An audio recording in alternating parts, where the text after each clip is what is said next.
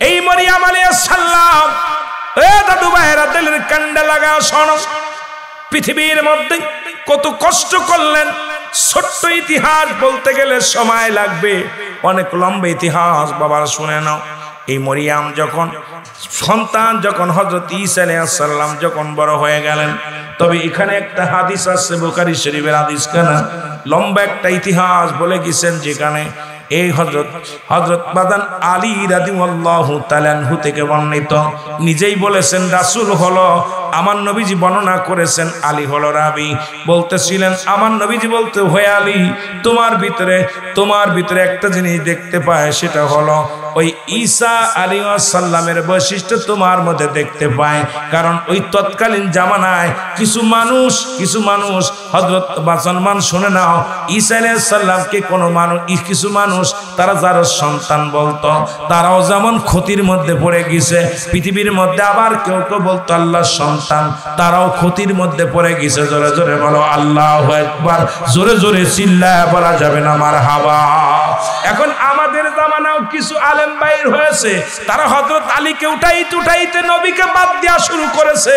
আবার কোন লোক আছে, কেউ বলে যদি নবীর পরে কোন নবী আসতো, মুসলমান শুনে নাও, কেউ আলী রাদিয়াল্লাহু তাআলাকে এমন প্রাধান্য দেয় যেন নবী লাগবে না, আরেকজন আছে মুসলমান আবার ছোট করে দেখে হযরত আলীকে। কারণ এই জন্য আমার আল্লাহ পাকের রাসূল বলেছে, আলী রে তোমার বিধান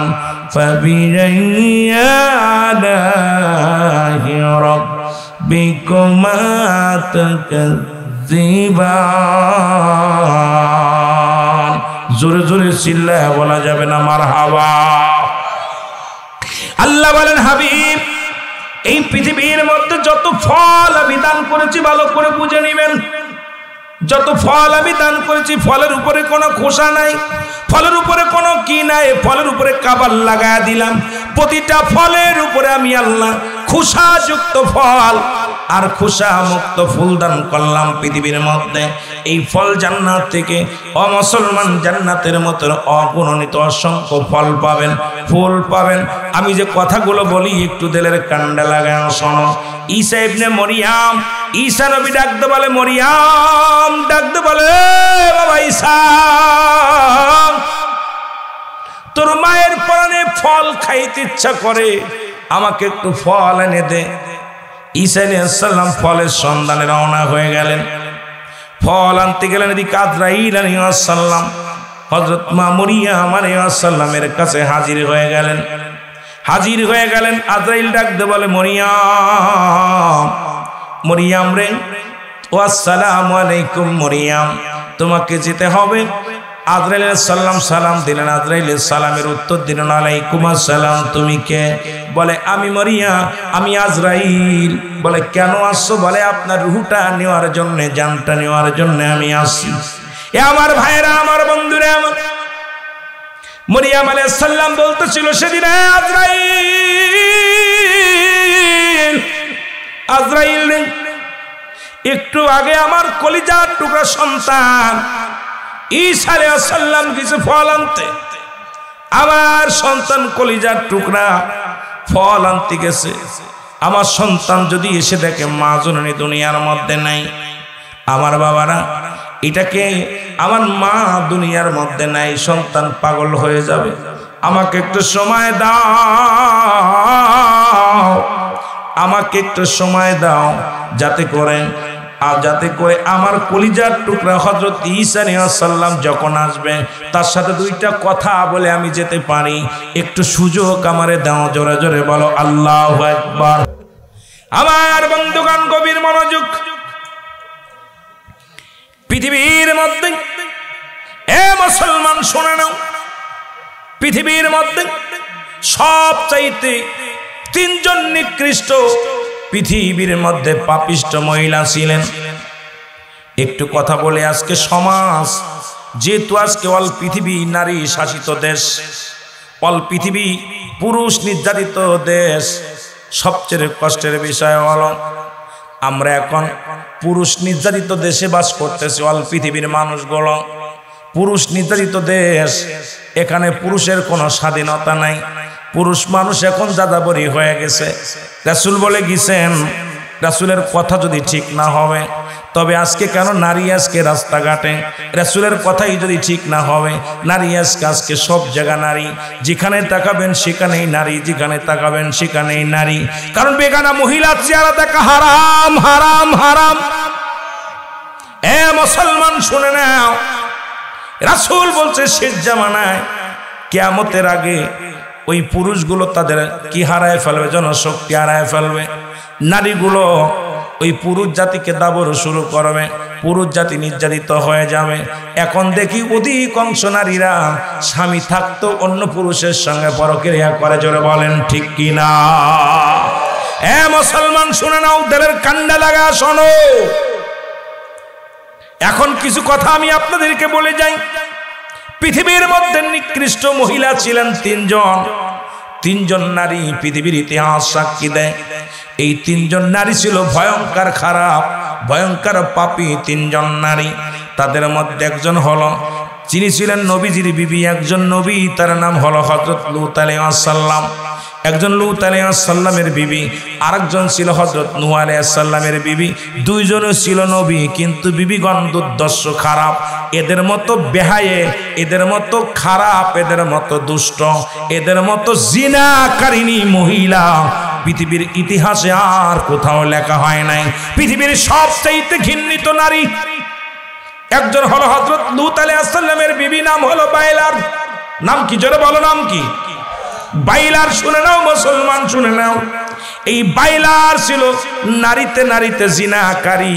আজকে ওয়াজটা এই জন্য বলে যায়, কিছুদিন আগে দেখছেন কি মুসলমান শুনে নেন, ও মুসলমান গভীর মনোযোগ।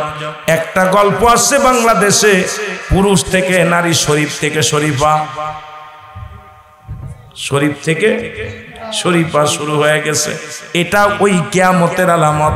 তৎকালীন জামানায় যেগুলো ছিল আমি আপনাদেরকে একটু জানায়া দিয়ে যাই, এরপরে আমি আলোচনায় চলে যাই। মুসলমান শোনো, এই জামানার মধ্যে নারীতে নারীতে বিয়ে হতো, পুরুষে পুরুষে বিবাহ হতো। কয়েকদিন আগে শুনেছেন আপনারা, ঢাকা মেডিকেল হাসপাতাল, মেডিকেলে, ঢাকা বিশ্ববিদ্যালয়ে নারীতে নারীতে বিয়ে হয়েছে, ছেলে ছেলে বিয়ে হয়েছে। এটা বাংলাদেশের মধ্যেও শুরু হয়ে গেছে। এই পাপের রাজ্য, কিছু হক কথা বলাই লাগবে, এই জন্য জানার দরকার। সবচাইতে নগণ্য, সবচাইতে জঘন্য এই পৃথিবীটা চলতেছে, আপনারা বুঝলেন, ভালো করে দিলের কান্ডা লাগায় শুনে নেবেন। ওই লূত আলাইহিস সালামের বিবির নাম হলো বাইলার। নাম কি জোরে বলেন, নাম কি? বাইলার। উনি নারীতে নারীতে জিনা করত, কিন্তু লূত আলাইহিস সালাম দ্বীনের দাওয়াত দিতেন। একজন নবীর বিবি হইয়া কত বড় নিকৃষ্ট ছিল দুনিয়ার মধ্যে।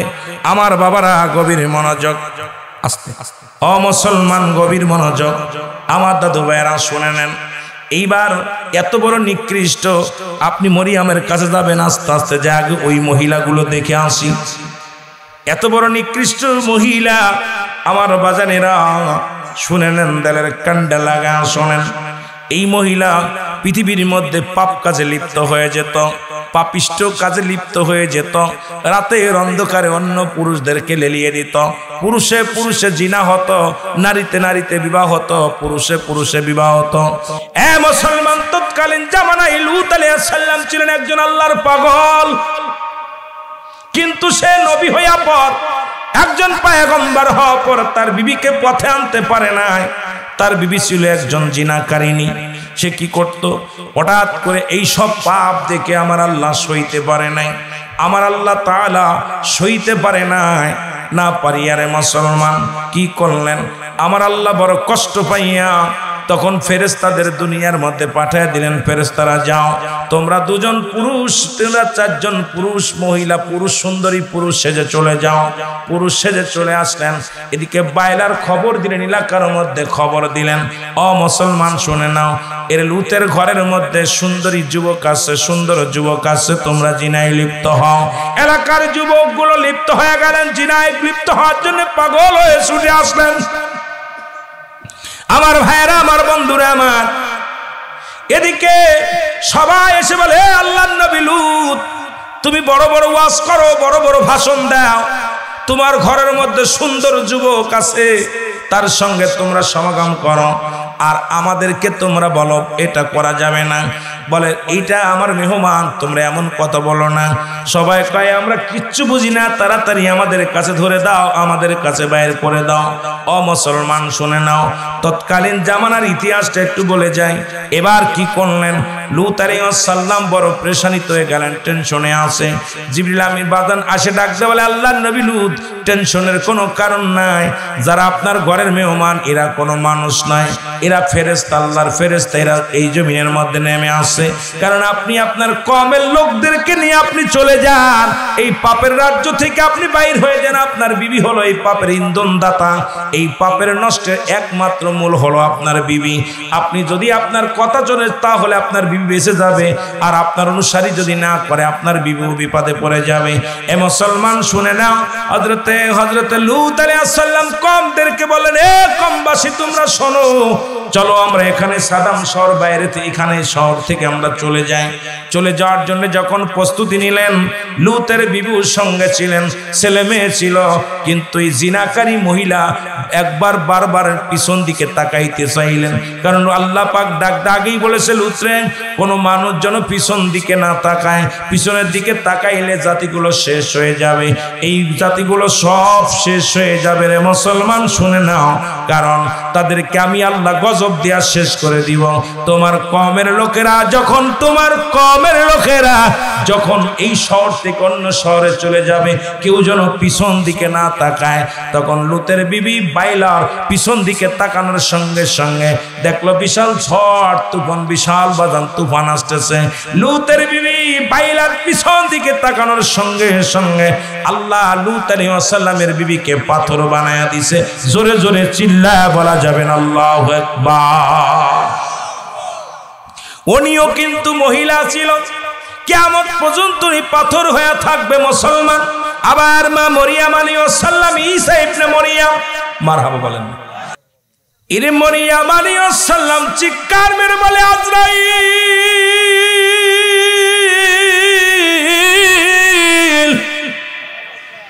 আমাকে একটু সুযোগ দে রে, আমার কলিজার টুকরা সন্তান ফল নিয়ে যখন এসে দেখবে মা দুনিয়ার মধ্যে নাই। এর মায়ের মতো আপন কেউ দুনিয়ার মধ্যে হয় না। মা দুঃখিনী, যদি ঈসা আলাইহিস সালাম এসে না পায় কষ্ট পাবে। এই ছোট্ট থেকে আমি তারে লালন পালন করেছি, কত কষ্ট করেছি আমার সন্তানকে নিয়ে, একটু সুযোগ দে। আজরাইল কয় সময় দেওয়া সম্ভব নয়। মরিয়ম আলাইহিস সালাম কে, আজরাইল রে একটু সময় দে রে। আজরাইল কয় না, একটা মিনিটও সময় দিতে পারবো না, তোমাকে এখনই চলে যেতে হবে, নিয়ে যেতে হবে। মরিয়ম আলাইহিস সালাম একবার নয়, দুবার নয়, একাধিকবার সুযোগ চাইলেন, একটু সময় চাইলেন।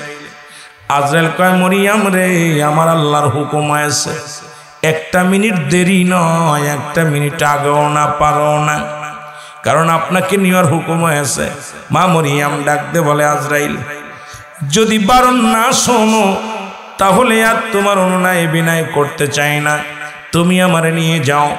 সঙ্গে সঙ্গে মা মরিয়ম আলাইহিস সালামের রূহটা আজরাইল নিয়ে গেলেন। জোরে বলেন আল্লাহু আকবার।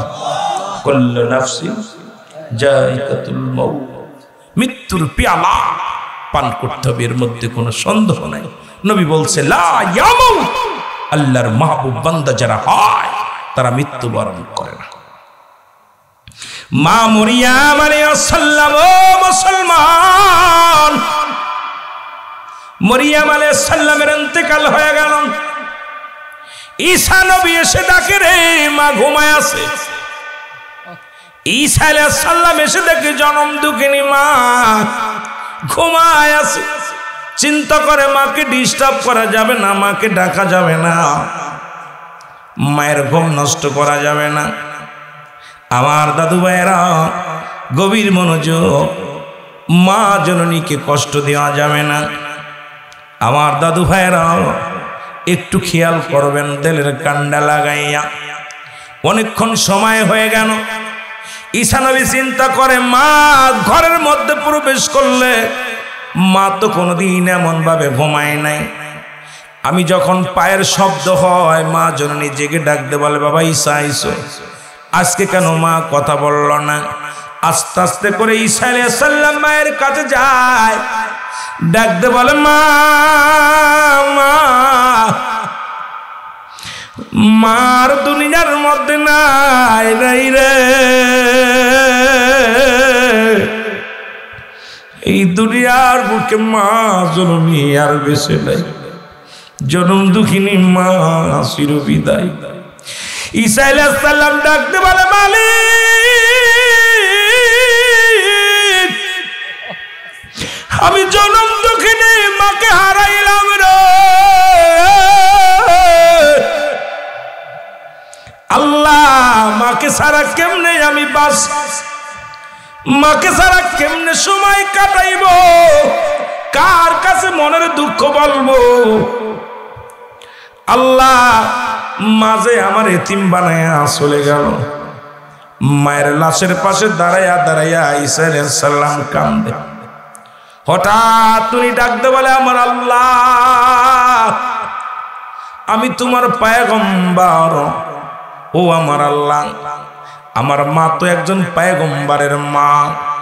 আল্লাহ এই পৃথিবীর মধ্যে আমার মা জননীর রূহটা কেমনে তোমার আজরাইল কবজ করলে একটু জানতে চায়।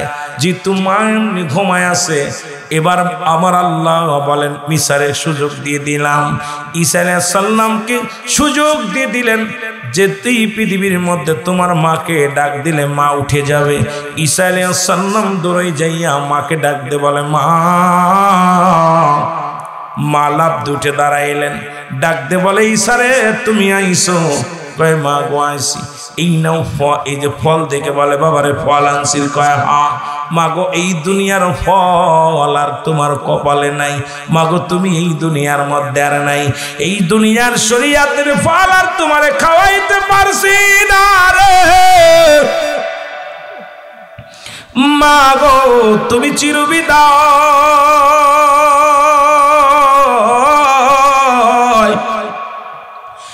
মাগো আর কোনদিন তুমি দুনিয়ার কোনো খাবার তোমার কপালে নাই।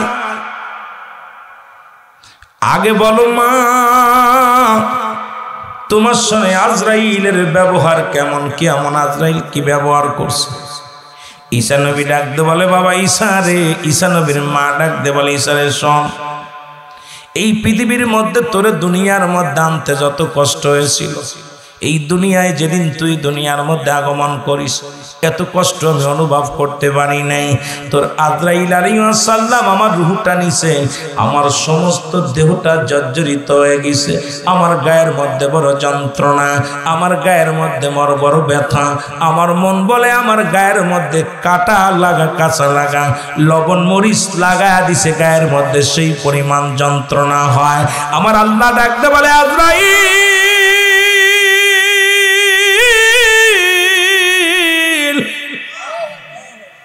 দৌড়ে যাও, আমার ঈসা নবীর যা বলো তার মায়ের রূহটা কেমনে বাইর করেছো তুমি।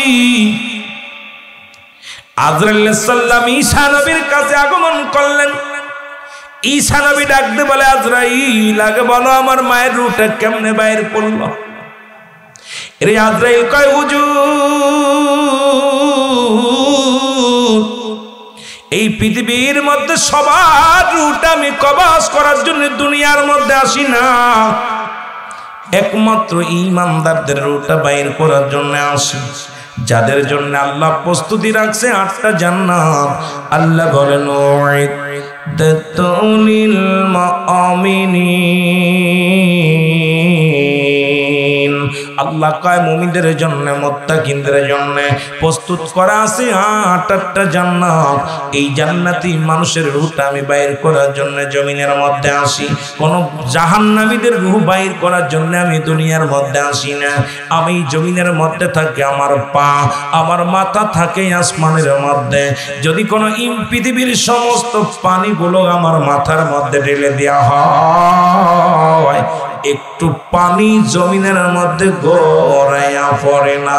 জোরে জোরে চিল্লায় বলেন আল্লাহু আকবার। এ দুনিয়ার মুসলমান গভীর মনোযোগ। আল্লাহ তাআলা দয়া করে মা করে রিয়াজুল জান্নাহ বেহেশতের বাগানে আসার মতো বসার মতো সুযোগ দান করল। এ সময় কত মানুষ জেলখানায়, কত মানুষ হাসপাতালে, কত মানুষ মৃত্যু শয্যায় সজ্জিত। আমার আল্লাহ জেলখানায় নেন নাই, আমার আল্লাহ হাসপাতালে নেন নাই, আমার আল্লাহ বাজারে ঘোরাঘুরি করে নাই। আজকে যুব সমাজ এই যেহেতু রিয়াজুল জান্নাহ বেহেশতের বাগানে গোলামদেরকে একত্রিত বসার মতো সুযোগ দান করল। উচ্চ কণ্ঠে চিল্লায়া চিল্লায়া বলেন আলহামদুলিল্লাহ। এটা রিয়াজুল জান্নাহ বেহেশতের বাগান। এ মুসলমান, মদিনার মাটি মাটি, বাংলাদেশের মাটি মাটি, ঠিক কিনা? মদিনার মাটি গায়ে লাগলে গুনাহ ঝরে যায়, বাংলাদেশের মাটি গায়ে লাগলে চুলকানি রোগ হয়। আছে না? জোরে বলা লাগবো। মদিনার মাটিতে শুয়ে আছে দ্বীনের নবী রাহমাতুল লিল আলামিন। এর বাংলাদেশে নবী নাই, নবীর আশেপাশে তবুও শুই না লও। মদিনার বুকে এক খণ্ড পাথর আছে যার মধ্যে চুমা দিলে জীবনের গোনা ঝরে যায়। বাংলাদেশে পাথরের মধ্যে চুমা দিলে প্রস্রাবের গন্ধ পাওয়া যায়। এরে মুসলমান, আল্লামা কুতুবী রাহমাতুল্লাহ বায়ান করে দুনিয়ার মানুষ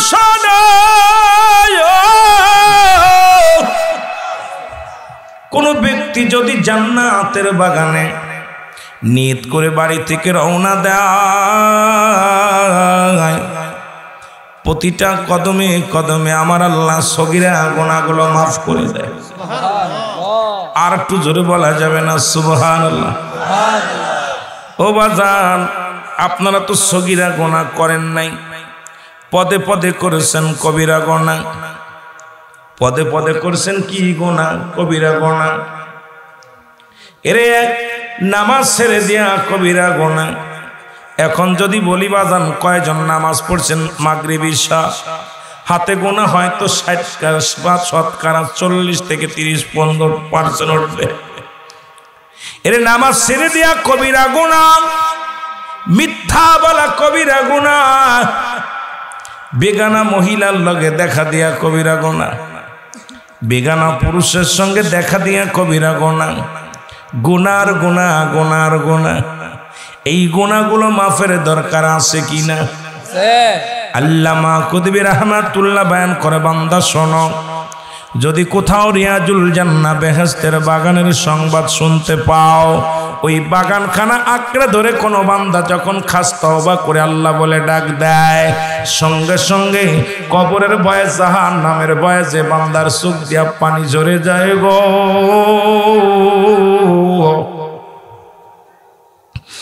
এর কিয়ামত পর্যন্ত কোন নবী আইবা না রে। তওবার দরজা খোলা। আল্লামা কুতুবী রাহমাতুল্লাহ বায়ান করে, কবরের ভয়ে, জাহান্নামের ভয়ে যে কোন বান্দা খাস তওবা করে আল্লাহ বলে ডাক দেয়, আমার আল্লাহ এই বান্দার জীবনের দরিয়া দরিয়া গুনাহগুলো মাফ করে দেয়। জোরে বলেন মারহাবা। এ দুনিয়ার মুসলমান, গভীর মনোযোগ। যে কথাগুলো বলতেছিলাম দিলের কান্ডা লাগা শোনো। প্রতিটা মানুষ আমরা অপরাধী, অপরাধ করেছি। এই দুনিয়া থেকে কখন যেন চলে যায়।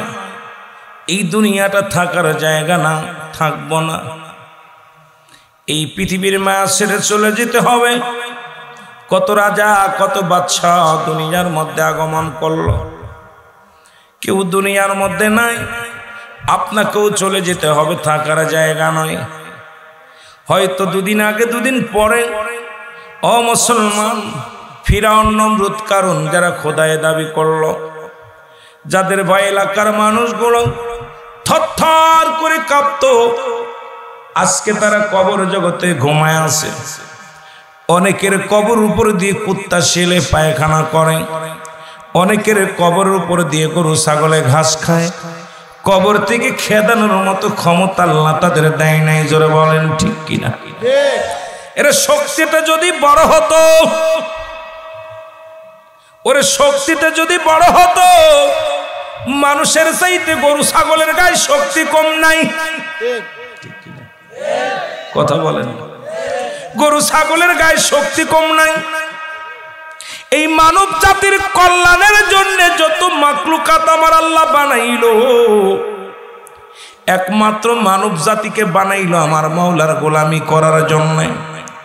আর পৃথিবীর সমস্ত মাখলুকাত বানাইলো, এই মাখলুকাত বানাইলো মানুষ জাতির কল্যাণে, ইবাদতের জন্য। জোরে বলেন ঠিক কিনা? মানুষ প্রশংসা করে আমার আল্লাহর। এই প্রথম যত মানুষ স্রষ্টার সৃষ্টি, পৃথিবীর মধ্যে যার কোনো মৃত্যু নাই, চিরজীবী, তিনি হলো স্রষ্টা। যাদের মৃত্যু আছে তারা হলো সৃষ্টি। পৃথিবীর মধ্যে যত মাখলুকাত দুনিয়ার মধ্যে আগমন করেছে, সবাই দুনিয়া ছেড়ে চলে যেতে হয়েছে রে মুসলমান। কেউ থাকবে না, কেউ থাকা সম্ভব নয়। এই দুনিয়ার মায়া ছেড়ে চলে যেতে হবে। যে কথা বলতেছিলাম, শক্তিটা যদি বড় হতো, এর একটা গরুর গায়ে 2-10 মণ 20 মণ গোশত হয়। যে মানুষটা তারে জবাই করে, ওই মানুষটার গায়ে আছে 1 থেকে 1.5 মণ গোশত। কিন্তু 20 মণ 25 মণ ওজনালা একটা গরু জবাই করে। এই গরুটা যদি একবার শিংটা বেঁকা করে বলতো আয়, ওরে এই পান্দুকের জমিনে সব মস্তানি শেষ হয়ে যেত। জোরে বলেন ঠিক কি না? বাঘে কথা শোনে মানুষের, হাতিতে শোনে কথা। ওই হাতির উপরে ছোট্ট একটা বালক বসে আছে, এত বড় পাহাড়। ওই বালকটা যা বলে হাতি তাই শুনতে বাধ্য হয়। কারণ আমার আল্লাহ বুদ্ধিতে বড় বানাইছে মানুষের, আর মুসলমান জোরে বানাইছে অন্য প্রাণীদের, গায়ের জোর দিছে অন্য প্রাণীদের। কিন্তু পৃথিবীর সমস্ত মাখলুকাতের শ্রেষ্ঠ মাখলুকাত, আশরাফুল মাখলুকাত, এই মানব জাতিকে আল্লাহ বিবেক বুদ্ধিতে শ্রেষ্ঠ তার আসনে বসাইছে। জোরে বলেন ঠিক কিনা? শ্রেষ্ঠ তার আসনে মানব জাতি। কারণ এই জন্য আমার আল্লাহ কয়, বান্দারে পৃথিবীর মধ্যে জিন জাতি আমি যেমনি বানাইলাম এমনি তোরে বানাই নাই। পাহাড় যেমনি বানাইলাম সেমনি তোরে বানাই নাই। আসমান যেমনি বানাইলাম এমনি তোরে বানাই নাই। এগুলো বানানোর আগে আমি কোন আর ফায়াকুন বলছি, কোন হয়ে যাও, ফায়াকুন বাইর হয়ে গেছে। সমস্ত মাখলুকাতকে হুকুম দিয়েছি, হুকুম দেওয়ার সঙ্গে সঙ্গে বাইর হয়ে গেছে। পাহাড়টা আমি হুকুম দিয়ে বানাইলাম, জিন জাতিকে আমি হুকুম দিয়ে বানাইলাম, ফেরেশতাদেরকে আমি হুকুম দিয়ে বানাইলাম, একমাত্র মানব জাতিকে আমার কুদরতি হাত দিয়ে বানাইলাম। এই জন্য মানুষের এত দাম, মানুষের এত মর্যাদা। এরে মুসলমান, মানুষের এত দাম, মানুষের এত মর্যাদা দিছে আমার আল্লাহ। সমস্ত মাখলুকাতের চাইতে শ্রেষ্ঠ জাতি হলো এই মানব জাতি। জোরে জোরে চিল্লায় বলেন মারহাবা। জাতি হিসেবে শ্রেষ্ঠ জাতি আমরা, নবী হিসেবেও পাইলাম শ্রেষ্ঠ নবী। মারহাবা বলেন। নবী হিসেবেও পাইলাম কোন নবী? শ্রেষ্ঠ নবী। যে নবীর উম্মত হবে অসংখ্য নবীরা আফসোস করেছিল, আল্লাহ আমরা নবী হতে চাই না, আখির নবী রাহমাতুল লিল আলামিনের উম্মত হতে চাই। এর ওই নবীর উম্মত হওয়ার জন্য, আখির নবীর উম্মত হওয়ার জন্য কত নবী আফসোস করেছে। বিনা দরখাস্তই বিনা চাওয়ায় এমন একজন নবীর উম্মত হতে পেরেছি। জোরে জোরে চিল্লায় বলা যাবে না মারহাবা? আর একটু জোরে জোরে চিল্লায় বলা যাবে না মারহাবা? জাতি হিসেবে শ্রেষ্ঠ, নবী হিসেবে শ্রেষ্ঠ, মানুষ হিসেবে শ্রেষ্ঠ, ধর্ম হিসেবেও শ্রেষ্ঠ ধর্ম। সমস্ত ধর্মের চাইতে ইসলাম ধর্ম হল আল্লাহ মনোনীত ধর্ম। জোরে বলেন ঠিক কিনা? অন্য ধর্মের যে দাম ইসলাম ধর্মের সেই দাম এক না। অন্য ধর্মের মানুষের যে ইসলাম ধর্ম সবচেয়ে প্রিয় হলো আমার আল্লাহর কাছে ইসলাম ধর্ম। জোরে বলেন ঠিক কিনা? আমার ভাইয়েরা, আমার বন্ধুরা, আমার সব জায়গা থেকে শ্রেষ্ঠত্বের আসন পাইলাম এই পৃথিবীর মধ্যে। তুমি মানুষ হিসেবে দামি মানুষ, জায়গা হিসেবে শ্রেষ্ঠ জায়গা পেলাম রিয়াজুল জান্নাহ বেহেশতের বাগান, যেখানে নিয়ত করে রওনা হলে প্রতিটা কদমে কদমে সগীরা গুনাহ মাফ হয়ে যায়, যেখানে বসে তওবা করলে আল্লাহ তওবা কবুল করে নেয়। জায়গা হিসেবে শ্রেষ্ঠ পাইলাম, উম্মত হিসেবেও শ্রেষ্ঠ নবীর উম্মত হইলাম। পৃথিবীর মধ্যে সব দিক থেকে শ্রেষ্ঠ কিতাবও পাইলাম, শ্রেষ্ঠ কিতাব আল কোরআন। জোরে বলেন ঠিক কিনা? সমস্ত কিতাবের চাইতে সবচেয়ে শ্রেষ্ঠ কিতাবের নাম আল কোরআন।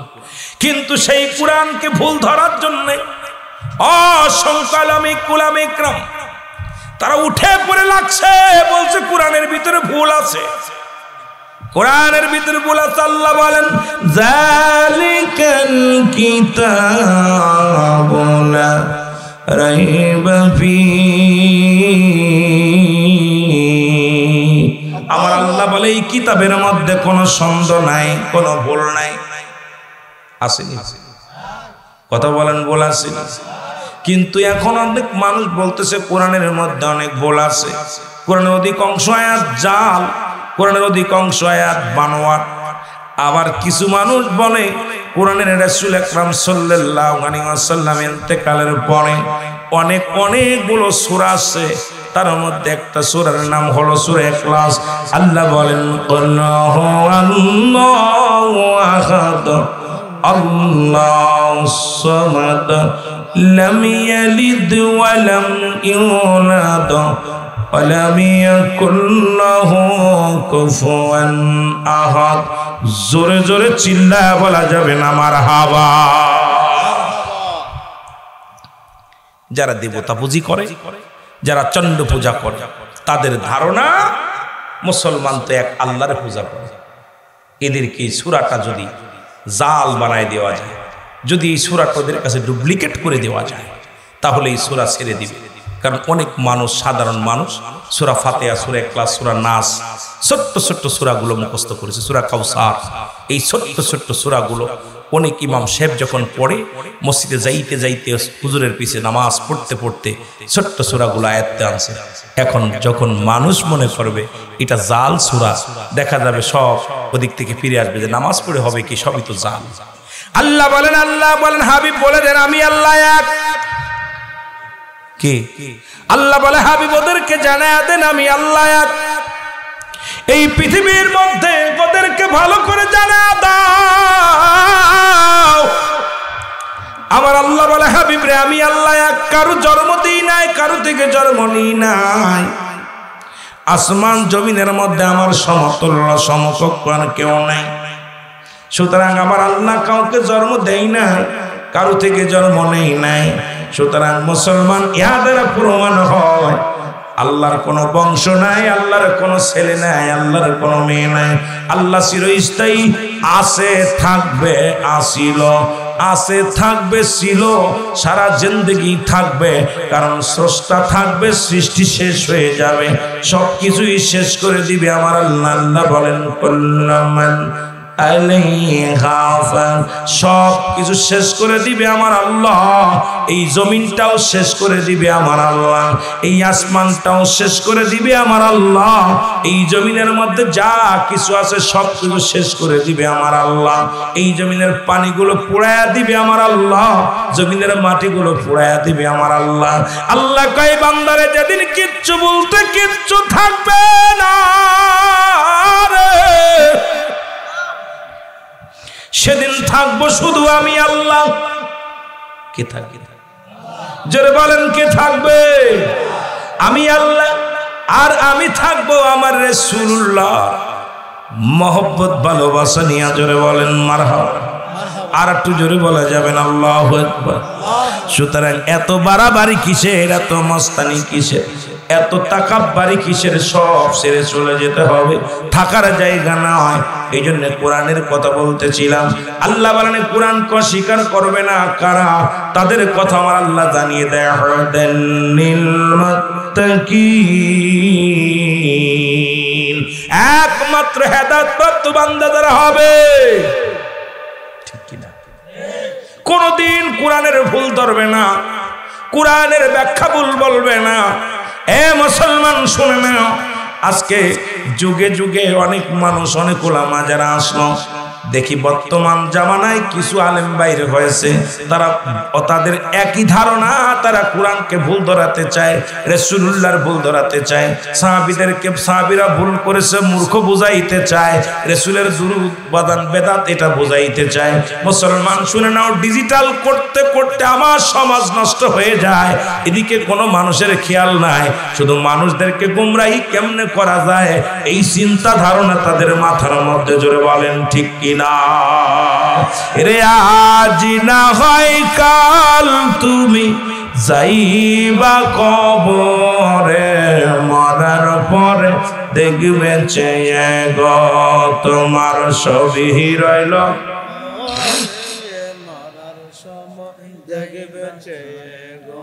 টুকটুক করে এক দুজন উঠতেছে। ডায়াবেটিস, কথা কোন ডায়াবেটিস? আহা, আমি তো ওয়াজ তো কেবলমাত্র শুরু করলাম, ওরা কথা বলতে গেলাম, এই অবস্থা। আপনাদের এত দামের কথা, এত দামের কথা বলতেছিলাম, সবাই আমরা আল্লাহর কাছে বলে আসছিলাম, আলাস্তু বিরাব্বিকুম, আপনি কি আমাদের রব? আমার আল্লাহ বলেছিল, এ বান্দা, আমি কি তোদের প্রভু, তোদের রব? সমস্ত রূহের জগতের বয়স এক, আপনার বয়সও যা, আমার বয়সও তাই। সমস্ত মাকলুকাত আল্লাহ একত্রিত সৃষ্টি করে সবাইকে সামনে নিয়ে, সমস্ত জাতিকে মাকলুকাতকে সামনে নিয়ে আমার আল্লাহ বলতেছিল, আলাস্তু বিরাব্বিকুম, আমি কি তোমাদের রব নই? তখন সমস্ত রূহ মাথা নত করেছিল, মাথা নত করেছিল। আল্লাহকে যদি রব মানি, ঘুষ খাওয়া যাবে না। আল্লাহকে রব মানলে নামাজ ছাড়া যাবে না। আল্লাহকে রব জানলে কিছু শরিক করা যাবে না। আল্লাহ যদি রব মনে করি, তাহলে দুনিয়ার মধ্যে অন্যায় অপরাধ করা যাবে না। সব নীরব ছিল। আল্লাহ যখন 3 বার বললেন, বলার পর সমস্ত রূহের জগৎ বলেছিল, কালু বালা, স্বীকার করলাম আপনি আমাদের রব, আপনি আমাদের প্রভু। জোরে জোরে চিল্লায় বলো মারহাবা। আর একটু জোরে বলো মারহাবা। ওয়াজ করতেছি, শোনো, গল্প করি আগে। এই জন্যই বলতেছিলাম, সমস্ত রূহের জগৎগুলো স্বীকার করেছে আপনি আমাদের রব। আপনাদের কাছে আমি জানতে চাই, আপনাদের অবস্থা কেন এরম হলো? হওয়ার পিছনে কারণ আছে। সেটা হলো, আপনি ধরেন এক গ্রামে বিয়ে করলেন, অমুক গ্রাম নিবাসী অমুকের মেয়ের লগে এত টাকা দিল মরে কবুল আসো কিনা, বিয়ে করছে। বিয়ে করার পর সারাদিন আপনার খেদমত করছে। এখন যদি সন্ধ্যা লাগলে যদি বলে আমি তোমার ভাইয়ের কাছে ঘুমাবো, আপনি কি মেনে নিবেন? কথা কয় না কেন? মেনে নিবেন? কোনো পাগলও মানবে না। যে বউরা আর এক ঘরে ঘুমা, কোনো পাগলে চাবে না। তদ্রুপ আপনি যখন আমার আল্লাহ হুকুম দিছে, শরীয়তের বিধান মানবেন না, আমার আল্লাহ তালাক দিয়ে দিবে। ফজরের নামাজ কাজা দিছেন, আল্লাহ তালাক দিয়ে দিবে। জোহরের নামাজ কাজা দিছেন, আল্লাহ তালাক দিবে। আসরের নামাজ কাজা দিছেন, আল্লাহ তালাক দিবে। মাগরিবের আযান নামাজ কাজা দিছেন, আল্লাহ তালাক দিবে। ঈশার নামাজ কাজা দিয়ে যখন বিছনায় ঘুমায় যাবেন, আল্লাহ আপনাকে বাহিন তালাক দিবে। আপনার সঙ্গে আল্লাহর কোনো সম্পর্ক থাকবে না। জোরে বলেন ঠিক কিনা? আপনার সম্পর্ক থাকবে কার? মাস্টার ইবলিসের। কার থাকবে? জোরে বলেন কার? তাহলে আপনি আমি হক কথা বললে ভালো লাগবে না। হক কথাগুলো বললে অনেকের কষ্ট লাগবে। আমার বড় কষ্ট যে সমস্ত আমরা সবাই আমার আল্লাহকে স্বীকার করছি, আপনি আমাদের রব, আপনি আমাদের আইনদাতা, আপনি আমাদের মালিক, আপনি আমাদের স্রষ্টা, আপনি আমাদের সৃষ্টি করেছেন। সবই তো বিচার দিনের মালিক। আপনি ইয়াকা না'বুদু ওয়া ইয়াকা নাস্তাঈন, একমাত্র বিচার দিনের মালিক কে? আরো জোরে বলেন কে? আল্লাহ। কিন্তু আসার পর আমরা আল্লাহর বিধান ভুলে গেছি, আল্লাহর বিধান ভুলে ছেড়ে দিছি, সব ছেড়ে দিছি। বড় কষ্ট হলো। জান্নাত যাইতে বলছে, যদি আমি আপনাদেরকে বলি এই রাস্তা দিয়ে গেলে এখন ডাকাতি ধরবে বা পুলিশে ধরবে, কেউ যাবেন? কথা বলেন, যাবেন? কোনোদিনও যাবেন না। জানেন, আপনি জানেন যে এই রাস্তায় গেলে বিপদ, ওই রাস্তায় জীবনে যাবেন না। তদ্রুপ যেরকম আমরা আগে একদিন মাহফিলে আসলাম, ওই রাস্তা দিয়ে আপনার সাতেন দিয়া মাহফিলে আসলাম, তুই রাস্তাতে আমাকে যখন দেখছি সবাই বলছে হুজুর আপনাদের সাহস তো মন্দ না, এই রাস্তায় ঢুকছেন, এই রাস্তায় জগৎপুরি পীর সাহেবেরও ডাকাতি করছে, এই রাস্তায় অমকরে করছে, আপনি সাহস কত বড় এই রাস্তায় ঢুকছেন? এই রাস্তায় তো দুর্ঘটনা ঘটে, কারণ এই সন্ধ্যা লাগলে আর এই রাস্তায় কেউ ঢোকে না। তদ্রুপ আমরা সবাই জানি যে আল্লাহর বিধান, আল্লাহর হুকুম অমান্য করলে আমাদের জন্য রয়েছে জাহান্নাম। তাও একটা নয়, দুইটা নয়। আল্লাহ বলেন উইদ্দাতিল কাফিরিন, কাফের বেঈমান মুনাফিকদের জন্য প্রস্তুতি করা আছে 7টা জাহান্নাম। কয়টা জাহান্নাম? কেডা কেডা যাবেন? কেডা কেডা যাবেন? একটু উঠান, হাত উঠান। কেউ যাবে না, কেউ যাবে না। এই মদিনার মাটি বাংলাদেশের মাটি, মদিনার পাথর বাংলাদেশের পাথর। গতকালকে এই ময়দান ছিল সাধারণ একটা মাঠ, ধানের ক্ষেত বা একটা শুকনা জমিন। আজকে রিয়াজুল জান্নাহ বেহেশতের বাগানের খাতিরে, আজকে কোরআন হাদিসের খাতির, উলামা একরামের খাতিরে এই বাগানটার ধানের ক্ষেত নাই, মাঠান জমি নয়, এই জায়গাটার দাম অনেক বেশি। বস্তুর জন্য জায়গার দাম বেশি, মানুষের লোকের জন্য জায়গার দাম বেশি, জায়গার মূল্য বেড়ে যায়, মান বেড়ে যায়। আজকে কোরআনের খাতিরে, কোরআন হাদিসের কথা বলার খাতিরে এই জায়গাটার নাম হয়ে গেছে রিয়াজুল জান্নাহ বেহেশতের বাগান। জোরে বলেন ঠিক কিনা? এর বুঝলি না রে কপাল পুরা মাহফিলের শান, বলেন বুঝলি না রে কপাল পুরা মাহফিলের শান। এর মাহফিলে বসলে পারে, মাহফিলে বসলে পারে জুড়াই তো প্রাণ, বুঝলি না রে কপাল পুরা গুনাহগারের দল, বলেন বুঝলি না রে কপাল পুরা গুনাহগারের দল। আরে গুনাহগারেরা এখনো বুঝিস নাই, বাড়ি ঘুমাইতেছে। এই মাহফিল কে কে করা সম্ভব? আর তো আগামীকাল বসতে পারি, নাও পারি, রাত সবাই শেষ করতে পারবো কেউ বলতে পারি না। জোরে বলেন ঠিক কিনা? এরে বুঝলি না রে কপাল পুরা গুনাহগারের দল, বলেন বুঝলি না রে কপাল পুরা। এরে মাহফিলে বসলে পারে, মাহফিলে বসলে পারে জোড়াই তো প্রাণ, বুঝলি না রে কপাল পুরা গুনাহগারের দল, বলেন বুঝলি না রে কপাল। এই মাহফিলে বসলে পারে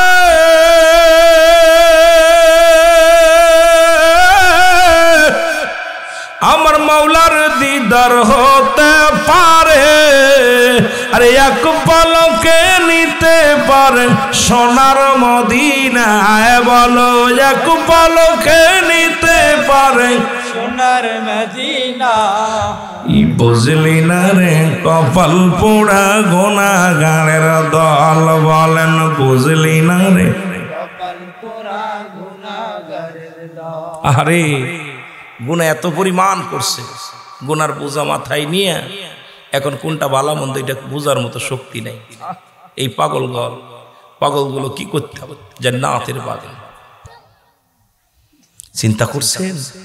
মাপের একটা সুযোগ আল্লামা কবি রাহমাতুল্লাহ বয়ান করে, বান্দা জীবনে কত গুনাহ করলি, আসমান থেকে জমিন পর্যন্ত যত গুনাহ করেছিস, এই গুনার কথা মনে করে যদি কোনো ব্যক্তি খাস তওবা করে আল্লাহ বলে ডাক দেয়, কবরের ভয়ে, জাহান্নামের ভয়ে ওই ব্যক্তির জীবনের গুনাহগুলো আমার আল্লাহ মাফ করে দেয়। জোরে বলেন মারহাবা। আর একটু জোরে বলেন মারহাবা। এরে আমি পাপী অপরাধী মওলা তোমার দয়া চাই, বলেন আমি পাপী অপরাধী মওলা তোমার দয়া। এর তুমি যদি না করো দয়া,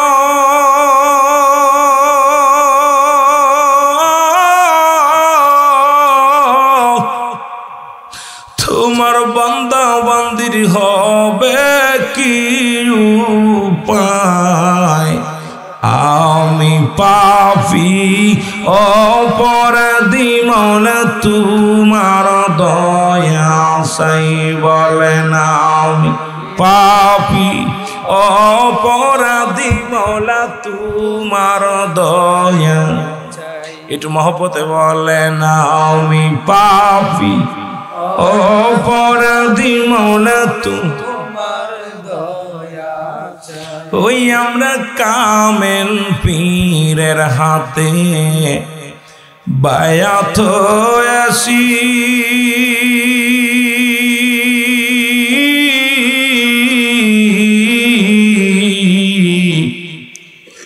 রাসূলুল্লাহ প্রেমের গমালা গলায় পরেছি বলে ওই আমরা কামেল পীরের বায়াত রাসূলুল্লাহর প্রেমের গমালা গলায় পরে এর তুমি যদি না করো দয়া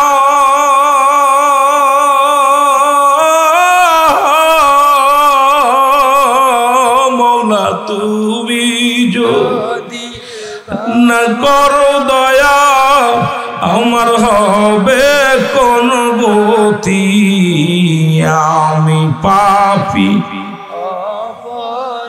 বাবা জোরে আমি পাপী অপরাধী মৌলা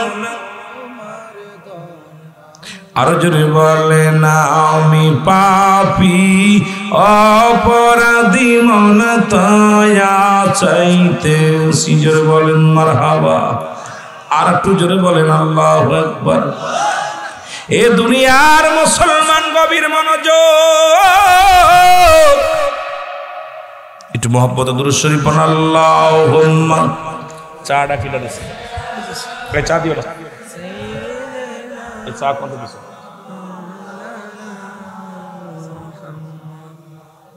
চা খাওয়ার পর ঘুম আসতেছে দিছে এই যে ঘুমের বাড়ি গোলানো নেই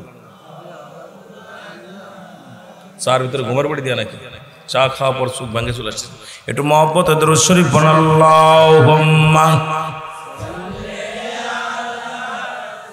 চা খাওয়ার পর চোখ ভাঙে আসতেছে ঘটনা অবস্থা